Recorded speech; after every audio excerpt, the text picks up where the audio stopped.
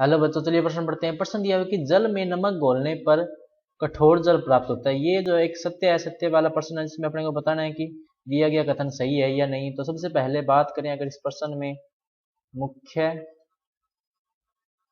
अवधारणा की, तो क्या होगी?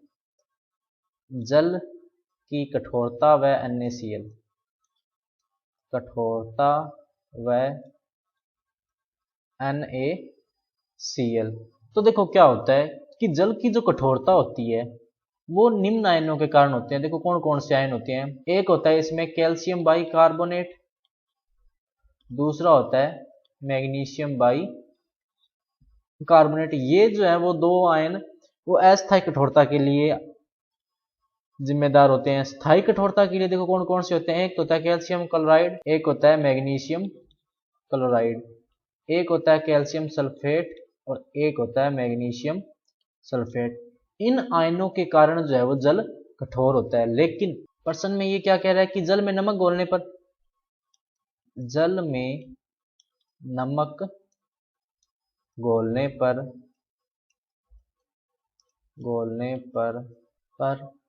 कठोर जल प्राप्त नहीं होगा, कठोर जल प्राप्त नहीं होगा। क्योंकि कठोरता जो होगी वो या तो Ca+2 आयन के कारण होगी या Mg+2 आयन के कारण। लेकिन NaCl जब अपने घोलेंगे तो किस में टूटेगा? वो Na+Cl-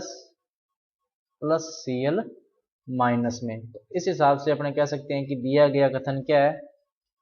असत्य है। यानी कि जल में जब नमक घोला जाता है तो अपने को कठोर जल प्राप्त नहीं होता। तो बच्चों ये था आपका उत्तर। मैं आशा करता हूँ आपको समझ में आया होगा। धन्यवाद।